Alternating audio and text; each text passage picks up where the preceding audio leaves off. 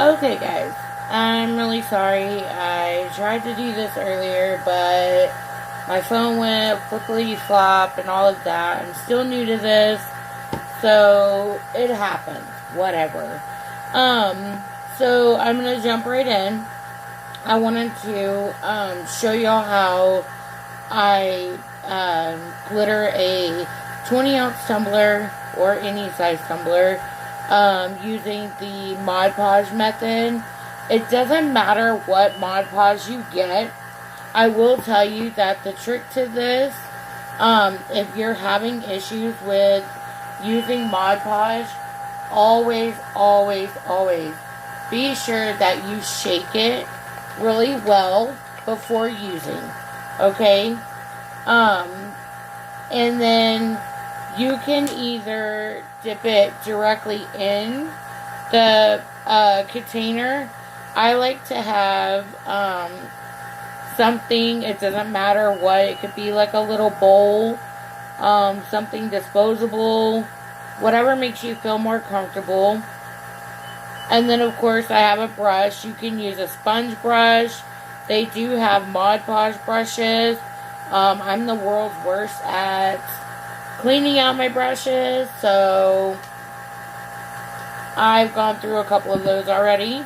I have wax paper down, so that way it'll catch my extra glitter. I have hollow silver that I'm using. This is from the Glitter Dealer on Facebook. She has a group. I absolutely love her glitter. She gives 3 ounces for $6, which is a fantastic deal. Her glitter is amazing. So I am pretty partial to her. I use a lot of her glitter. I do use other people's glitter, but I do use a lot of her glitter. She was the first person that I ordered from that did me right. She's got a heart of gold, and I absolutely love her. So, anyways, if you want, I could post a link to her in the comments below, or however that works, or whatever. So, to get started, I base coat white. I always base coat. It doesn't matter. So if you have, like, if you want to glitter a pink cup, I'm sorry for the noise in the background. It's my turner turning.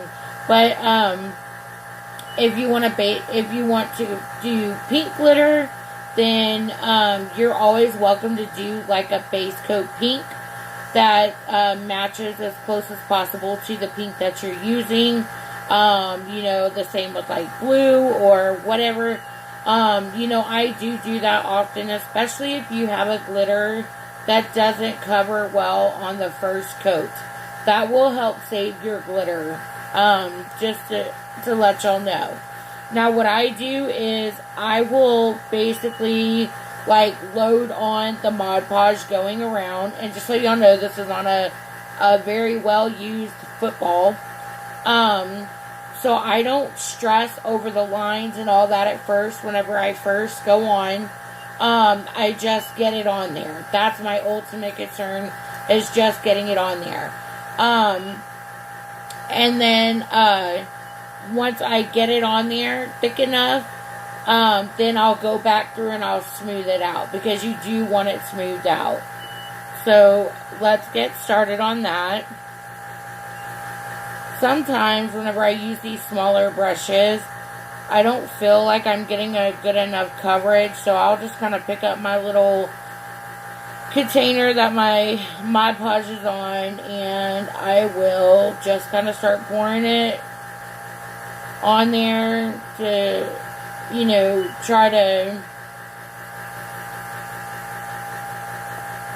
help me get it like coated. Because you don't have to move like, oh my god, so fast. But you want to move fast enough that your Mod Podge isn't drying.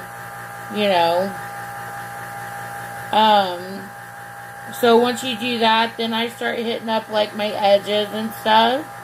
Again, it doesn't have to be perfect because you are going to go back through and smooth everything out. But you do want to make sure you get your edges really good.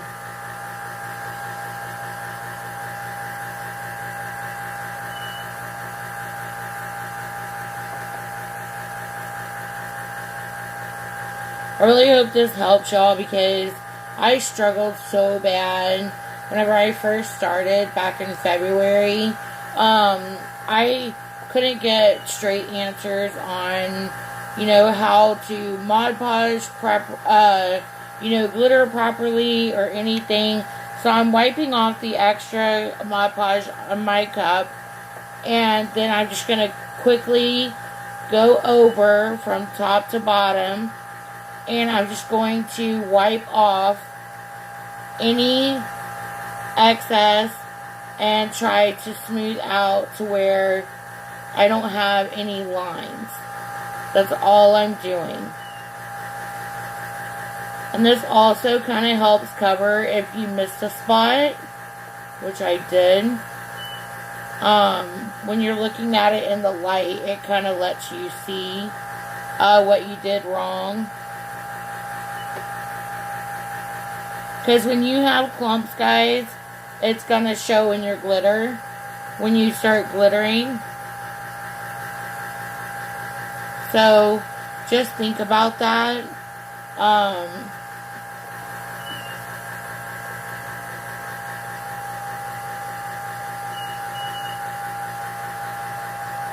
always got the answers of, well, we prefer lock light, and we prefer this, and we prefer that.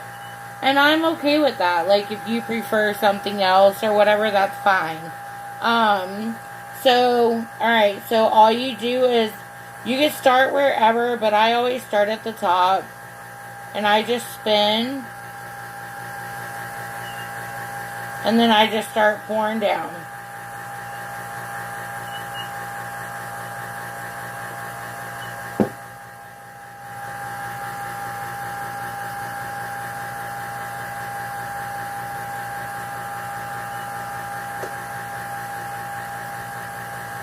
And then, I just kind of gather, whenever I gotta just work on the bottom, I just kind of gather all my glitter in the middle, and I scoop it and just start dumping. Just scoop it and dump.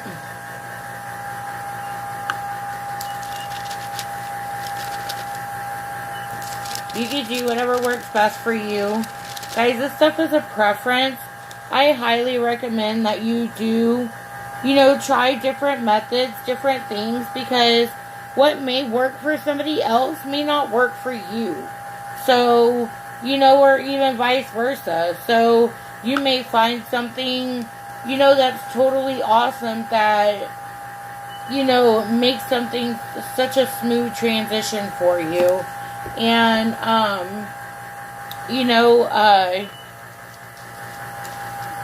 also, you don't have to have wax paper for this. I have noticed it's the easiest for me.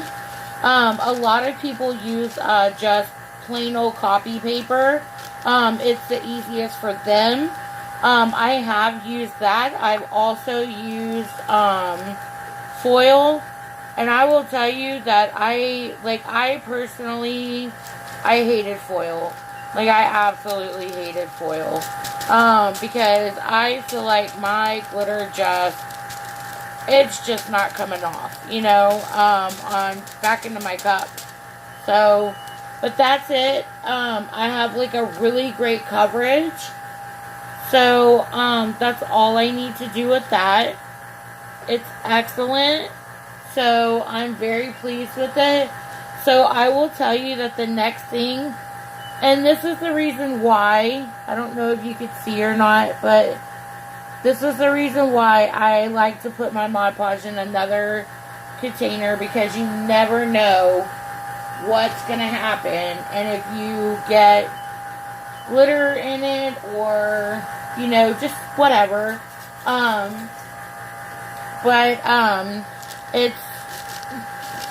it's nice to not have to stress over glitter being in your entire bottle of Mod Podge.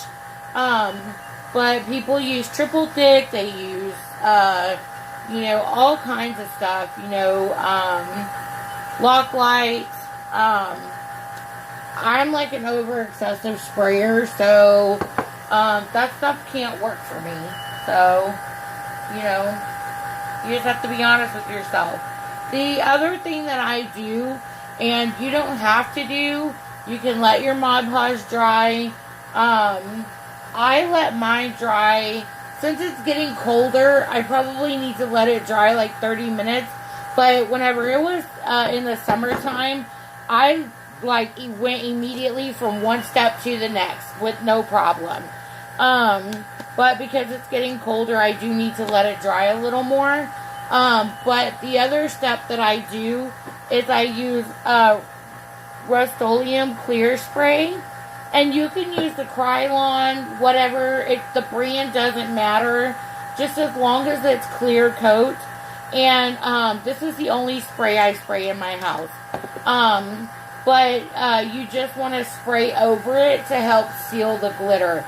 So that way whenever you go to epoxy it, you're not moving the glitter around. Okay? So...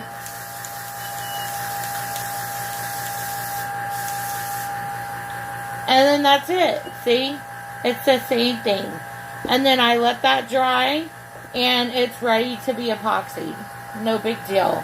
Alright, I really hope that helps, guys. If you have any questions, please feel free to hit me up. I'll be more than happy to help y'all. Thank you. Bye.